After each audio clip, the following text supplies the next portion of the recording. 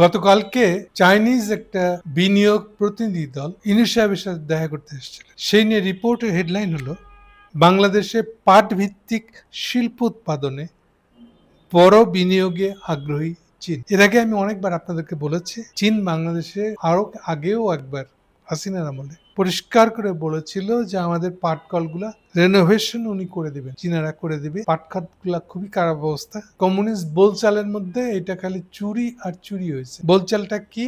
সরকারি রাখতে হবে, আর সমানে ওটা চুরি হচ্ছে, এটা নিয়ে ওরা কিছু বলবেন। বহুবার বলেছি সাধুর কথা, সাইদুল হক সাধু, তারা বছরে একবার নাম লেখা রেখেছে আর বাকি জীবন থাকে নোয়াখালীতে বসে অন্য কাজ করে। ঠিক ঈদের আগে আসে বেতনটা তুলে নেওয়ার জন্য, সরকার থেকে তখন ভর্তি কিনতে হয়, আর ওই টাকাটা তুলে দেয় সাধু, ওদের মধ্যে ভাগাভাগি হয়।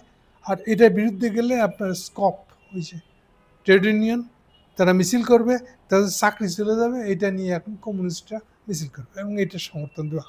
সমাজতন্ত্র এটা এই করে করে পাটকলগুলোকে শেষ করে দেওয়া হয়েছে। প্রথম এটা নিয়ে কিছু সংস্কার করতে আসে ওয়ার্ল্ড ব্যাংক কেবলমাত্র আলাদা করে নিয়ে চলে যায় যে পাটকলগুলো সুতা টাইপের জিনিস, খুব আপগ্রেডেড বস্তার পাট না, সুতা তৈরি করতে পারে, সেগুলোকে আলাদা করে নিয়ে গেছে। বাকিগুলো এই অবস্থায় পড়ে আছে, এখনো সেই অবস্থায় চলতেছে। কে কবে নাম লাগায় তুই দিচ্ছে, খুলনা এক গাদা আছে এরকম, আর আছে আমাদের পুরানা যে কাঁচপুর ব্রিজের এই পাশে যে আগে যেভাবে ঘুরে যেতাম আমরা, এখন তো ডাইরেক্ট রোড হয়েছে, ডাইরেক্ট রোড দিয়ে আপনি কাঁচপুরে উঠতে পারেন।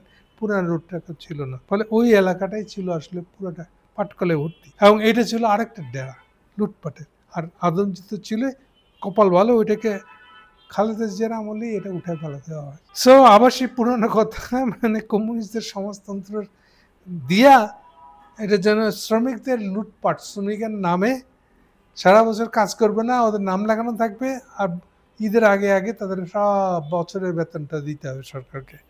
এই ছিল সিস্টেম। যাই হোক, তো তারপর থেকে এটা জাস্ট সরকারের কাঁধে এখনো বোঝা হয়ে আছে, কেউ খেয়াল করে নাই, খেয়াল করতে আগ্রহীও না তেমন।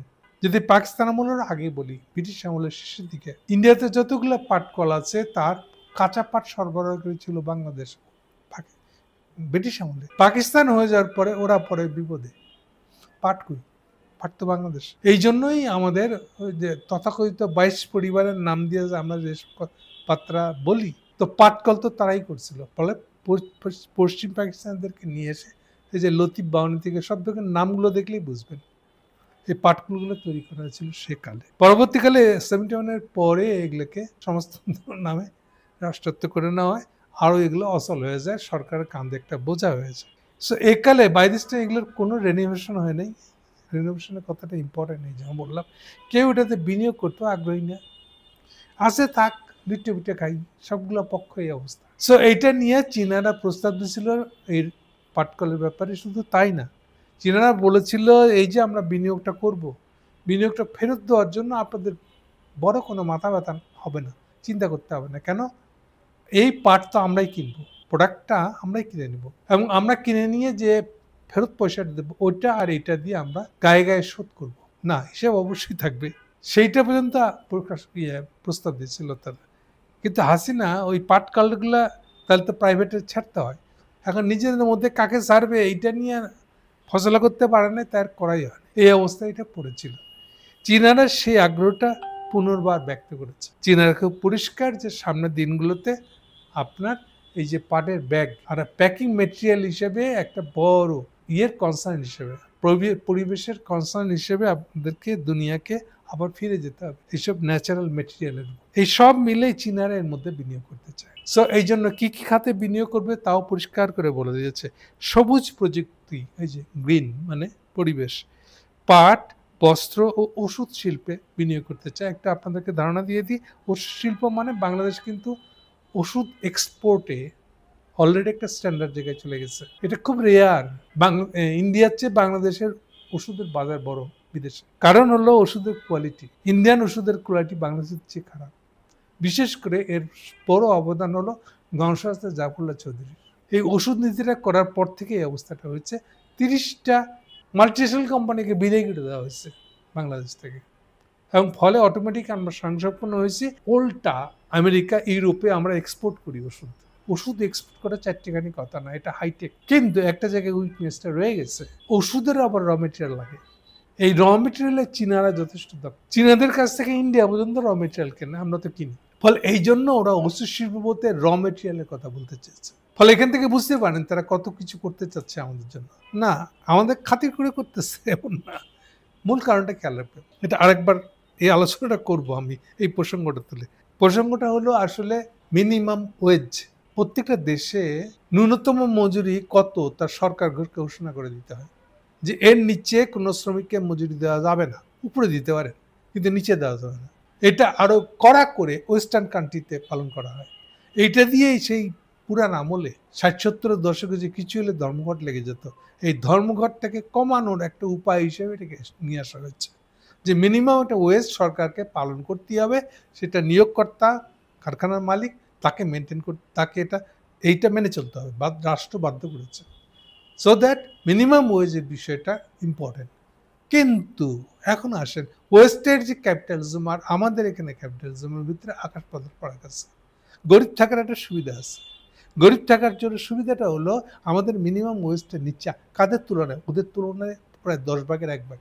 সো এই যে মিনিমাম ওয়েজটা নিচে আমাদের, ফলে ওদের ক্যাপিটালিজম, ওয়েস্টের ক্যাপিটালিজম যদি টিকাইতে হয়, তারা হাইটেক ডেফিনেটলি আমাদের চেয়ে, কিন্তু ওদেরকে টিকাইতে গেলে পরে কোনো না কোনোভাবে ওর ভিতরে ভর্তুকির মতন এই আমাদের মিনিমাম ওয়েজটার সুবিধা যদি ওরা নিতে পারে, তাহলে ওদের ব্যবসাটা, ওদের পুঁজি বিনিয়োগটা লাভজনক হবে। যেমন ধরেন আমাদের এখান থেকে তারা গার্মেন্টস নেয়, আমাদেরকে খাতির করে না, ঠেকাই পড়ে নেয়। কারণ এই মিনিমাম ওয়েজ, ওদের মিনিমাম ওয়েজের মধ্যে বছরে কয়টা শার্ট পরে, মিনিমাম ওয়েজ ধার্য করে যেভাবে, সেখানে শ্রমিকটা বছরে কয়টা জামা পড়ে, ধরেন 4টার কথা লেখা আছে, তাহলে 4টার রেট যত কম হবে মিনিমাম ওয়েজটা, ওদের মিনিমাম ওয়েজটা তত কম হবে। তাহলে আমাদের গার্মেন্টসের সাথে ওদের মিনিমাম ওয়েজ সম্পর্কিত। এই জন্য ওরা আমাদের এখান থেকে এই যে আমাদের মিনিমাম ওয়েজের সুবিধাটা নিয়ে তাদের ক্যাপিটালিজম, তাদের বিনিয়োগকে বাঁচাবে। এ হচ্ছে মূল সূত্রটা। সো এমনি করুক আর অমনে করুক, ওদেরকে ঘুরে ফিরে আমাদের উপর নির্ভর করে থাকতে হবে, আমাদের মিনিমাম ওয়েজের সুবিধাটা। এটা হচ্ছে মূল কথা। সো অলরেডি চায়নারা সম্প্রতিকালে তাদের মিনিমাম ওয়েজ যথেষ্ট কম, কিন্তু সেটা সম্প্রতি বেড়ে গেছে। এইটারই আমি এক্সপ্লোর করার কথা বলেছিলাম। আমি তো বলেছিলাম এমনও এখনো গ্লোবালি গার্মেন্টস খাতে সবচেয়ে বড় ওয়েস্টে বিক্রি করতে পারে গার্মেন্টস, এর বড় বাজারটা চাইনিজের কন্ট্রোলে। আমি বলছিলাম ওদের মিনিমাম ওয়েজটা বেড়ে গেছে, ফলে ওখান থেকে কিছু যদি ট্রান্সফার করতে পারে, ওটার দিকে আমাদের চোখ রাখা উচিত, আগ্রহ করা উচিত, কথা বলা উচিত। শুনে কার কথা? শব্দ দিগ্গজ আর সোর একটা। তার চেয়ে বড় কথা যেমন ইউনূস সাহেবের কথা যদি বলি, তার তো চীন শুনলে নাক ঘষতে থাকবে। সরকার যদি হয় প্রো আমেরিকান, মানে আমেরিকাকে কি বাজার দিতে পারছে এইগুলো উনার ক্রেডিট, আমেরিকাকে সুযোগ সুবিধা দিতে পারছিল, এটা হলো উনার ক্রেডিট। বাকিটা বললাম না, আপনার আন্দাজ করেন। এই ভিত্তি থাকলে পরে আপনার মনে আছে নিশ্চয়ই, ওয়াকার গেছিল, উনি চীনে গেছিলেন, তারপরে উনি এই কারণে ওয়াকারের সাথে কথা বলা বন্ধ করে দিয়েছিলেন। সেই দুঃখে ওয়াকার তো একদিন অজ্ঞান হওয়ার অবস্থা আর কি, রাত্রির বেলা ঘুম আসে না, ইঞ্জেকশন দিয়ে ঘুম পাড়িতে হয়েছিল। ফলে বুঝতেই পারেন চীনের প্রতি তার অ্যাটিটিউড কি। কিন্তু সম্প্রতিকার আর এক অসুবিধা হয়েছে তার, এটা পরিষ্কার যে ট্রাম্পের আমেরিকাতে ইউনূসের কোনো দাম নাই। এটা বুঝতে পেরে উনি এবার ইন্ডিয়ার দিকে ছুটছে। এখান থেকে এই সবগুলো ক্যাসাল তৈরি হয়েছিল আসলে, কারণ উনি আবার ক্ষমতা থাকতে চান। যেমন ধরেন এই যে উনি এত বড় বড় কথা বলতে যে চীনের সাথে, তাই না? ইলেকশন হিসেবে ধরলে ওনার হিসাবে 2 মাসের মধ্যে ইলেকশন হবে। ডিসেম্বরটা জানুয়ারিতে আছে, ফেব্রুয়ারির মধ্যে ফার্স্ট উইক ইলেকশন, তাহলে 2 মাস কয়েকদিন মাত্র। তাইলে এই 2 মাস কয়েকদিনের মধ্যে উনার বাতচিত বলচাল তো সেরকম না। এমন এমন কথা বলতেছেন যেন উনি লম্বা একটা সময় ক্ষমতায় আছেন।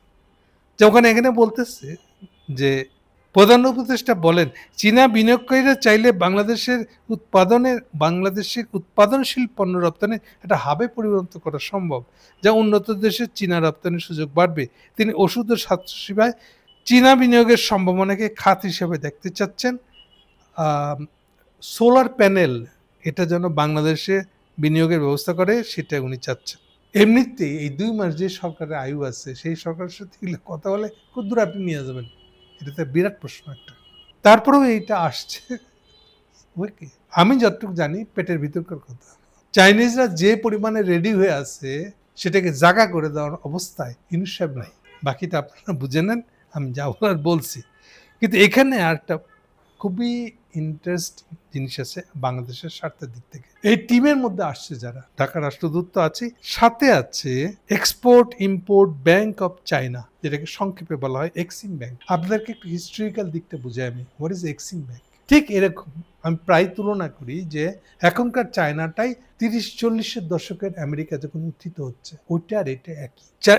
আমেরিকানরা ওই সময় 30-এর দশকে ফার্স্ট ওয়ার্ল্ডের থেকেই মূলত আসলে ফার্স্ট ওয়ার্ল্ডের থেকেই ইউরোপের প্রচণ্ড ঋণের চাহিদা বাড়ে, এই বাজারটা ধরছিল আসলে আমেরিকানরা। কিন্তু যুদ্ধে জড়ায় যেতে পারে আমেরিকা, এই বলে একটা আমেরিকাতে আবার কাউন্টার আর্গুমেন্টও ছিল। ওরা দুইটার মধ্যে বাঁচায় পাচায় চলছিল, এইভাবে ওরা সেকেন্ড ওয়ার্ল্ড পর্যন্ত গেছে। কিন্তু ওদের বড় খাতক ঋণের ছিল আসলে, ঋণের বড় খাতক ছিল আসলে ইউরোপ। ওখানে আমেরিকান গভর্নমেন্ট শেষের দিকে এই যা কিছু বিনিয়োগ করতো, এই এক্সিম ব্যাংকের ধারণাটা আমেরিকানদের। এক্সিম মানে XEX আর IM, এইবার এক্সিম। EX মানে এক্সপোর্ট, IM মানে ইম্পোর্ট। সো পুঁজি এক্সপোর্ট করা, করে সস্তা পণ্য ইম্পোর্ট করা, এই অর্থে এক্সিম। সোজা কথা, আরেকটা কথা বলি তাহলে আপনার এক্সিম ব্যাংকের সাধারণটা পরিষ্কার হয়ে যাবে। এক্সিম ব্যাংক জানে আমেরিকান এক্সিম ব্যাংকটার পরিণতি কী হয়েছিল। আমেরিকানরা ওয়ার্ল্ড ব্যাংক IMF তৈরি করে 44 সালে কথাবার্তা হয়, 45 সাল থেকে এটা ফর্মালি শুরু করে দেয়, এবং এখানে আমেরিকানদেরকে পুঁজি ঢালতে হয়, যেটার কারণে এখনো 18% সর্বোচ্চ মালিকানা আমেরিকানদের। সো এই যে ওয়ার্ল্ড ব্যাংক যে টাকাটা ঢালছিল আমেরিকা, এটা কোন টাকা? এইটাই আগের যেটা এক্সিম ব্যাংক ছিল আমেরিকানদের, এক্সিম ব্যাংক দিয়ে ইউরোপের সাথে ব্যবসা করতো। এক্সিম ব্যাংক দিয়ে 45-এর পরে আমাদের মতন দেশে আসার কথা, সেটা না করে এইটার পুরো টাকাটা সে ঢেলে দিয়েছিল ওয়ার্ল্ড ব্যাংকে, IMF-এ। তাহলে এক্সিম ব্যাংক কি হয় পরিণতিতে, শেষে কি হইব? যখনই গ্লোবাল লিডারশিপটা আমেরিকার হাতে চলে আসলো, ওয়ার্ল্ড ব্যাংক তৈরি হলো, তখন সে এক্সিম ব্যাংকের টাকাগুলো ঢেলে দিল ওয়ার্ল্ড ব্যাংক IMF-এ, এটাই তার পুঁজি। তাহলে চাইনিজ এক্সিম ব্যাংকের ধারণাটা কি? সেম। এই এক্সিম ব্যাংকটা আগামী দিনে ওয়ার্ল্ড ব্যাংক IMF যখন দখল করবে চায়নারা সবচেয়ে বড় পুঁজির লোক হিসাবে, দেশ হিসাবে, তখন তারা এই এক্সিম ব্যাংকের টাকাটাই দিয়ে IMF ওয়ার্ল্ড ব্যাংক বানাবে। অলরেডি তার AIIB ব্যাংক যেটা ব্যাংক বানাইছে, এটা একটা লোকাল ওয়ার্ল্ড ব্যাংক। IMF-টা এখনো বানায় নাই, বানাবে 28 থেকে 30-এর মধ্যে ঘটনাটা ঘটবে বলে স্ট্যাটিস্টিশিয়ানরা প্রেডিক্ট করতেছে। আমেরিকান রিপোর্ট যতগুলো বেরিয়েছে সেখানেও এই প্রেডিকশন আছে, যেটা কিছুদিন আগে রেমন্সওয়ান করছে বলে আমি আপনাদেরকে হিন্ট দিয়েছিলাম। এনিওয়ে, তাহলে সার কথা দাঁড়ালো, এক্সিম ব্যাংকের ভাইস প্রেসিডেন্ট আসছে বাংলাদেশে। এর গুরুত্ব কি ইনসাই বুঝছেন? I mean doubt. আমার সন্দেহ যে উনি এক্সিম ব্যাংকের হিস্ট্রিটা জানেন কিনা। এক্সিম ব্যাংক মানে কি না, বাংলাদেশের নাসা গ্রুপ আর দরবের বাবাজিদের এক্সিম ব্যাংক না, ওটা তো দান্দালি ব্যাংক, ওটা না। আমি যেটা এক্সিম ব্যাংকের কথা বলছি, এটা হলো আগামী দিনের ওয়ার্ল্ড ব্যাংক যেটা হয়, আসলে আগামী দিনের IMF যেটা হয়, এটা সেটা। তো সেটা সেই ধরনের লোক এসছে বাংলাদেশে চীনাদের দিক থেকে। এনিওয়ে, তাহলে সার কথা দাঁড়াচ্ছে, চীন রেডি বাংলাদেশে বিনিয়োগ করার জন্য, কিন্তু এই হাফ হার্টেড ইউনুস সাহেব, ওনার লক্ষ্য হলো আমেরিকাকে কি কি বাজার পাইয়ে দিল, কারণ এটার বেসিসে ওনার গুরুত্ব বাড়বে আমেরিকায়। ক্লিন্টন ফান্ডের টাকা কত জমা দিতে পারলো, সেই ইম্পর্টেন্ট জিনিসটাই। সো এগুলো দিয়ে উনি তো নিজের স্বার্থ দেখতেছেন, ওনাকে এই সুবিধাগুলো চোখে আঙুল দেখাইলেও উনি দেখবেন না। এনিওয়ে, সার কথা হলো যে চীনাদের দিক থেকে যে বিপুল প্রস্তুতি আছে, এই সাক্ষাৎটা তার ইঙ্গিতটা দিয়ে যাচ্ছে আমাদেরকে। আমরা কি বুঝবো ঠিক মতন? আই ডোন্ট নো, বাট আমি এই কথাটা প্রসঙ্গটা আজকে আনলাম এই জন্য, যেন আমাদের দর্শক শ্রোতারা যেন এই দিকটার সম্পর্কে অ্যাওয়ার থাকে যে আমাদের জন্য কি কি অপেক্ষা করছে। Thank you.